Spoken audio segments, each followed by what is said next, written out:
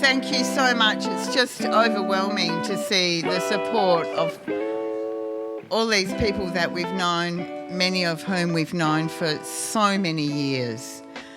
So welcome to our very final exhibition, which is very much bittersweet. When we sold the building, I had a moment and was very upset that that was this chapter closing. But then about a week or so later, I had another moment when I remembered the four of us standing in front of the flour mill, which we were so excited to buy because you could see from the ground floor, you could see the sky, and in various shades of disarray in between, with huge passion and fire to want to create an amazing gallery. So when I thought about that, I thought, well, it's very sad to end this part of our journey, but hey, isn't it wonderful we can finish on such a high note, having achieved all those dreams from so long ago. So that's...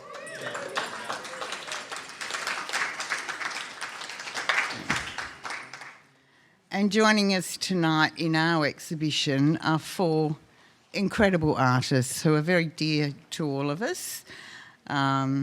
And I'd just like to briefly say a few words about each. First, Shaun. Shaun has been with us doing our very first project, the Silhouettes project, years and years ago, and he is one special artist, and it's really fantastic to have some of his work on display tonight.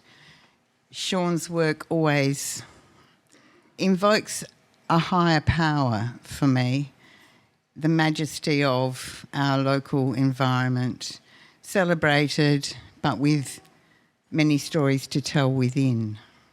Thanks, Shaun, for all the effort to be part of this exhibition. It means so much.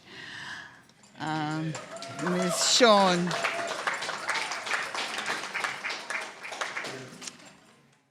And Larry Mitchell. Thank you so much, Larry, for all the projects you've done, for being part of our Mad Ideas and supporting us all the way. But it's been an honour to promote you as an artist, as it has all of you. But I'm really excited by your Limestone Coast. Ever since the Kimberley days, I've thought you excel at rocks like no other. And it's something about the texture and the form and each tiny detail. I'm a rock person, so I really am very honoured that Larry's given us this amazing work. And hey, who can make scrub look fantastic? Helen Norton can't be with us tonight, but I've always admired Helen for pointing out the crazy side of life and giving me an adventure to enjoy. And she always has so much to say. I love the stories, listening to clients in the gallery talking about what's going on in Helen's painting. They give forever. Every time you look at it, there's a little other quirky side to it. So I'm really sorry, but can we all give Helen a huge round of applause because she's dealing this tonight, only in person. Her work is here for us all to enjoy. And then Ingrid Windram, another absolutely amazing artist who delights in the Kimberley and the southwest now of more recent days. Helen just nails that perfect moment where you have to stand in front of a landscape and go, oh my God, that is perfection. And that's what I've also noticed in the gallery is they make people stop in their tracks and they stand there and enjoy. And that's a real gift that Ingrid gives to everybody. So for me, the saddest part is I'm not going to see all of you, and I'm not going to have the joy of working with people I so admire. Their bravery on canvas and in other forms is always something I'll never achieve, but I'm so proud they are so brave. So if you can, and in every way you can, please continue to support artists. And there's only one person, I'm going to be in trouble now, but I'd like to thank one more person, my gorgeous husband David, who is probably hiding right now. Dave, he hates the limelight. But but in the back end of our business, out at the workshop, he tells me he goes there. I assume he does.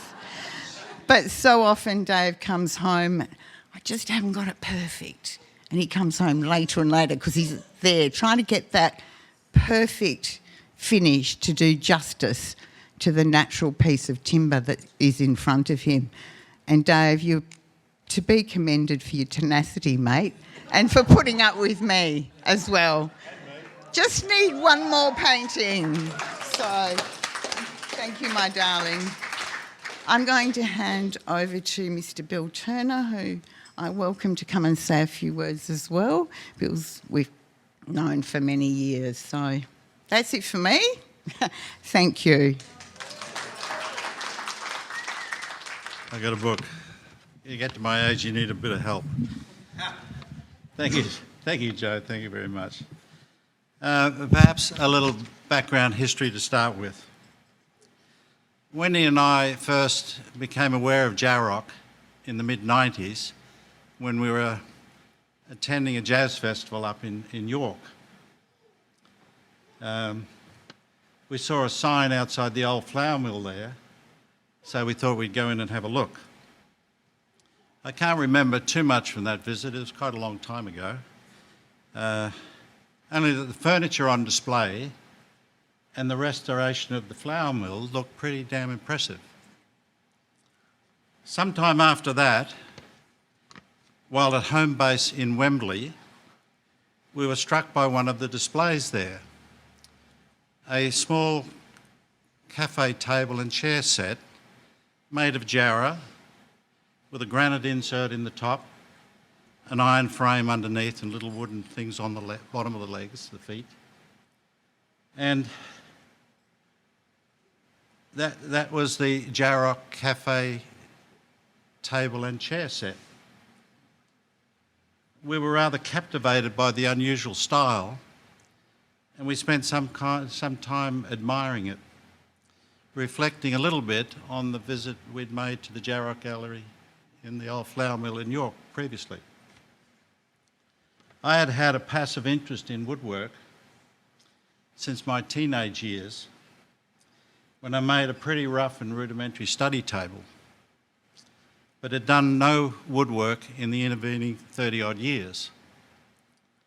However, seeing the JahRoc Cafe table and chair set dramatically rekindled my interest in woodwork.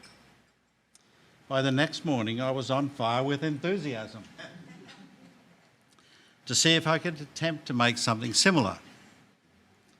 Later that morning, Wendy and I went back to home base with a tape measure, a notepad and a pencil, and we surreptitiously began taking measurements. It was a challenge not to get noticed and shooed away.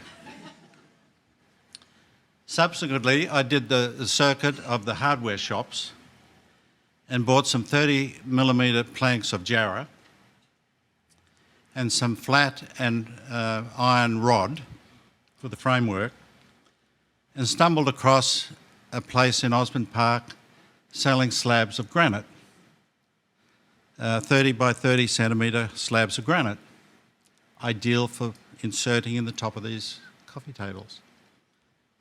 So I bought a piece of Baltic brown. Then I tackled the need for a drop saw to cut the miter joints and a welder to weld the iron frame underneath, not taking into account my lack of skills in welding. And that's about when I realised that it might have been more effective to buy that set, that coffee table set, straight from the JahRoc Gallery. Nevertheless, the fire inside me forced me to go on. But because I didn't have all the tools I needed to do the job, I had to compromise somewhat. For example, to bend the 50mm flat iron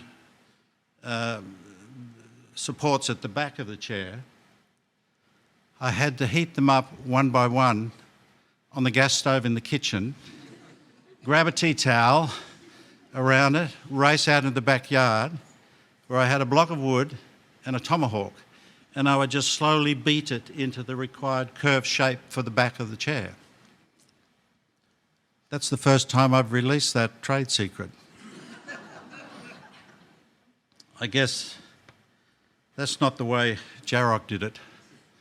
Just pretty much. So notwithstanding all these challenges, after more equipment purchases, including a router and an Arbotech carving tool, I did complete the task, including 4 chairs to match the JahRoc design.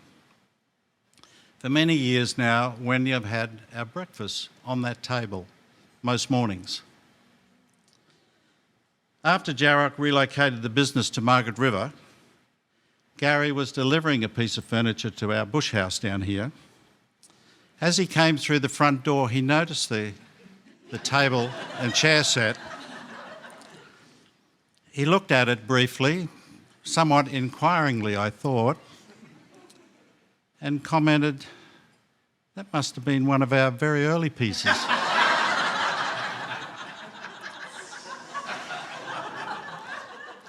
And that caused me to wonder whether the obvious imperfections in my workmanship had caused him to comment so.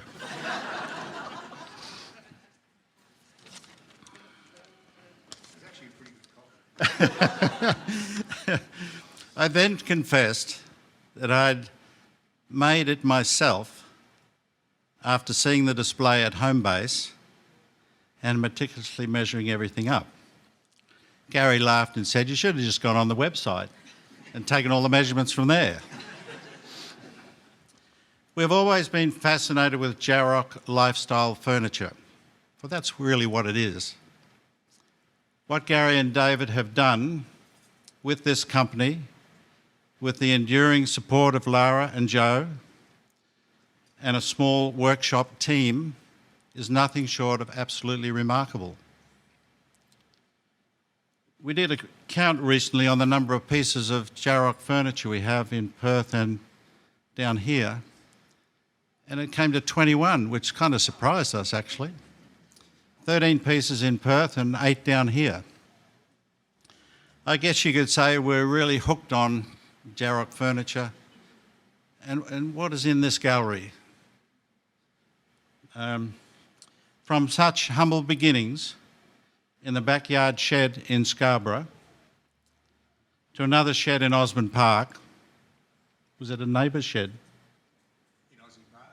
Yeah, we split the shed. Couldn't afford the whole shed. to the old flour mill up in York, and finally to Margaret River.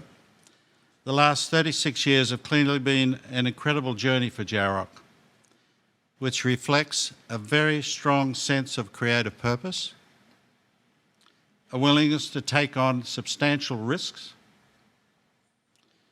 incredible perseverance, which made me think they're a bit like a postage stamp.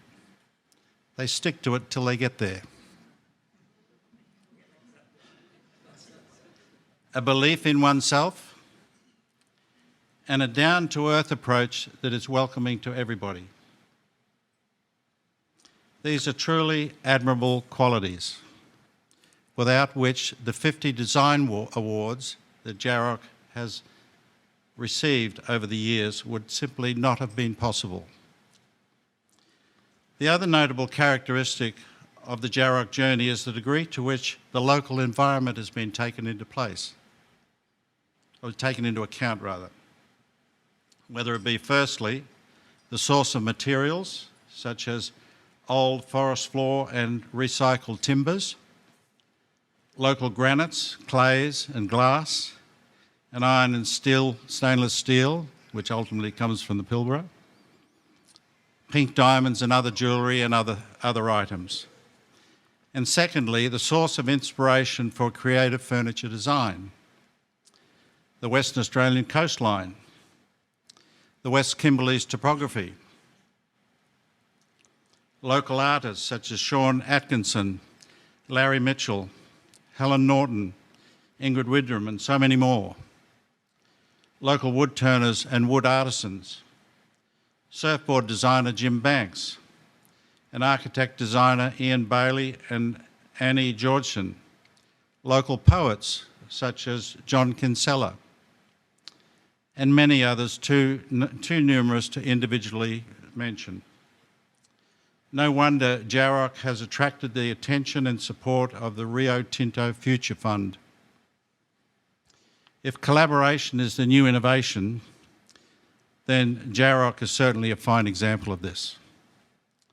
What JahRoc has developed in the southwest is now a fundamental part of the character of this region. This capability is valuable and must be preserved into the future. Let's drink a toast to the JahRoc team, every single one of them, for their impressive contribution to our individual lifestyles. Wendy and I, and no doubt all of us, wish you all every success with whatever the future holds for you.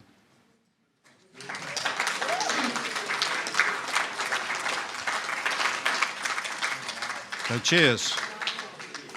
A lot of empty glasses here.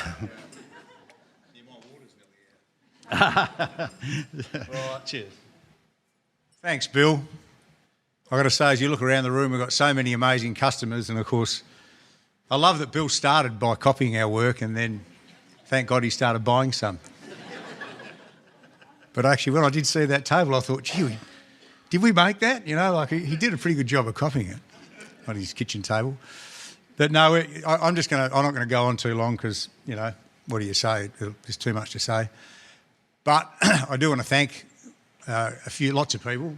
I guess I'll start with our customers, and you know, I'm not going to name them. There's just way too many. But we really have. It's been in the journey. One of the special parts of the business is the people you meet and the people you do business with, and our customers have become our friends. As you come forward.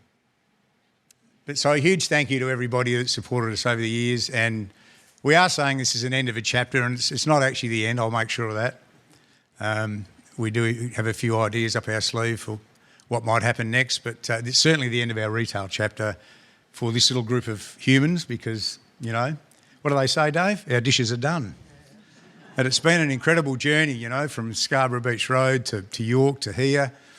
And, of course, you know, Joe started thanking the artists, and again, I'm not going to name people because there's way too many, and Dave says it's our age, but I do forget a lot of stuff, and if I forget someone, I'll upset them. But the artists have become such good friends as well, so many of them, and a huge part of our journey, as have our customers been. You know, it's all intertwined, this business. So family, they're all here tonight, well, most of them, and my little grandson's was here, kicking around. There he is, the next generation. So none of the ones from this generation want this business, but he might. I want to thank all the staff that have worked for us over the years. Absolutely fabulous, and there's been a lot of them. And of course, we've got wonderful Danielle here tonight taking photos, and Keandra. We actually don't have many staff anymore. When I built the workshop out at Kilcarnup, someone said to me, "Why'd you build the workshop so small, Gary?" I said, "Well, because if we get any more than 4 staff, we're going to put our prices up and slow things down a bit."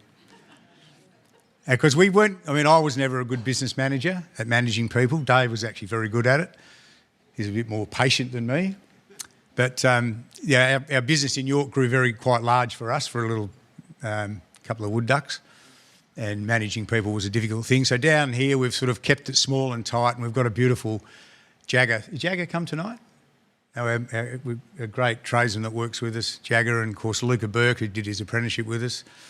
That the staff are incredible, and they feel like family. I want to thank the building. Shaun Atkinson over here, and Peter Godden, I think, is here tonight. They kind of started, and again, we can't claim to have started this legacy that started in this building. A group of artists got together 40 years ago, Shaun, would it be? Nearly 40? Nah. But a bloody long time ago, and decided they were going to make a gallery out of this place. And at that stage, it was the rear building and the front building.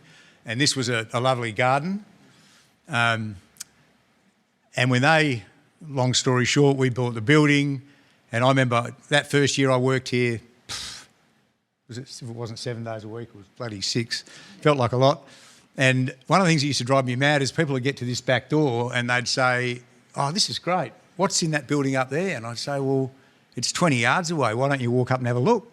It's got beautiful art and furniture." "Oh, we'll have a look next time."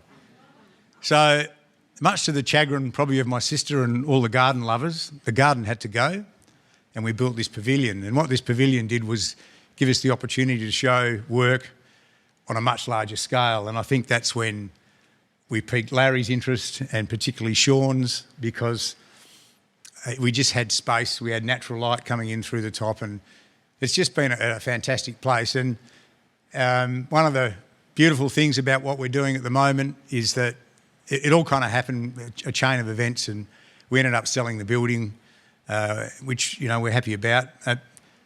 The guy who bought the building is a gallery operator, so the town isn't going to lose a gallery.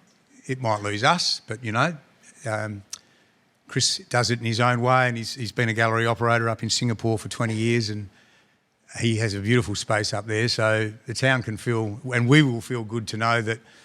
I mean, one of the other buyers wanted to set up an office here, and that would have been, you know, it probably would have made a great office, but rather sad for the public to lose this building. It's the oldest existing building in the main street, built in 1925, so that's at 98 years old and going strong, I must say. I mean, we haven't touched the weatherboards because we just didn't want to destroy them and make them look like they've been painted.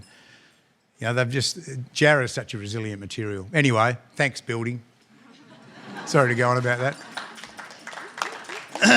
And, yeah, I won't go on about anything else or I might bust out again, but obviously these three people here, the girls particularly, I mean, honestly, I would have loved this to go on forever. Everyone says, "Oh, everything must come to an end," and yeah. But for me, I've had the best job because I just get to work in my studio, make beautiful things, come in here, plonk them on the floor, tell all the girls what they need to do with them, and walk out again. And Dave, in a similar way, is the maker, and we make these beautiful things. But to front up here every day, and I did it for a year or so, and a bit longer than that, probably 3 days a week, but it's, you know, it's wearing, and it's people say, "Oh, the public must wear you down," but they're not. The public are beautiful, but it is just one of those jobs where you're talking constantly. People know who you are, but you can't remember their name. There's all that going on, and the way they've curated this building and the way they've presented the art and the furniture is, you know, it's special. And, you know, we get a lot of comments from people around the world who, and I mean, probably in the real ritzy art world, you know, the way we display work here, they might prefer it without the furniture. But the fact that people can imagine these things in their home, and that's what Joe and Lara do. You know, they hang the paintings, they place the glass, and they curate it beautifully. So thanks, girls. Very special people. And I think that's got to be it. Anyone else want to say anything? Who? Oh, Larry. Good on you, mate. You can be less emotional than me. Just on behalf of the artists that have been involved with these guys over the years, my paintings always look better in JahRoc than they actually are. And I think that's about all I really need to say about that relationship.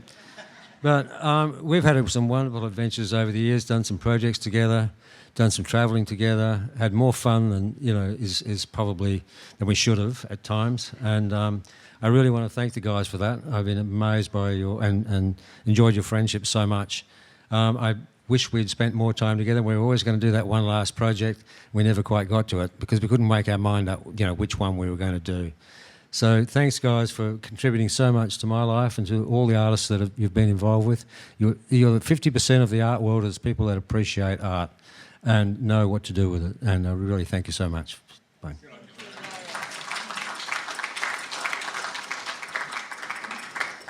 Very nice. Thanks, mate. Anyone else?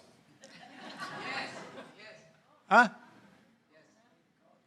Oh, Pete, me old mucker. Me and this crazy bugger flew to LA. I had granite tables and he had these huge burls, and we landed at LAX. And is Huzo here? Don't think so. Huzo met us at the airport in his Woody, one of those cars with the wooden panels down the side. Land yacht. And we camped in Huzo's mother's garage in Santa Monica. And then we proceeded to try and hawk our wares around Hollywood. We actually stood on Rodeo Drive, waving our, trying to, I think we reckon we saw Rod Stewart but we were trying to just flog it anyway. It was a crazy trip, but we ended up getting into one of the best design houses in LA at the time. So it was amazing, and it's great to see you again, mate. Thank you. Yeah, well, that was in 1987. And one of the things I wanted to just say about Gary was his determination and his inspiration. So we're in Los Angeles, and we met this guy called James Goodwin, who picked us up in an XJ6 Jaguar and drove us to his office. And he gave us the go-ahead that we could promote our products in a company called Uniquely Australian in West Hollywood.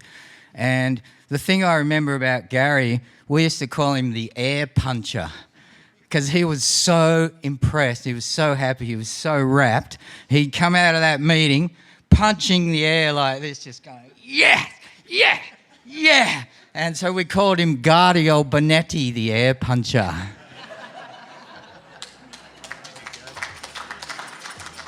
Good on you, Pete. I'm glad that's the only story you told.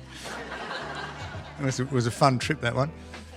All right, well, if that's it, I'll wrap it up. What do they say? Bidip. That's all, folks. Thank you all for coming. I don't know if there's any food left or drinks, but... Oh, the food's coming now. Sorry. That's good, because I thought I'd missed it. I'll enjoy the food, have some wine. There's a few beers there, and thank you once again for all coming. Good night.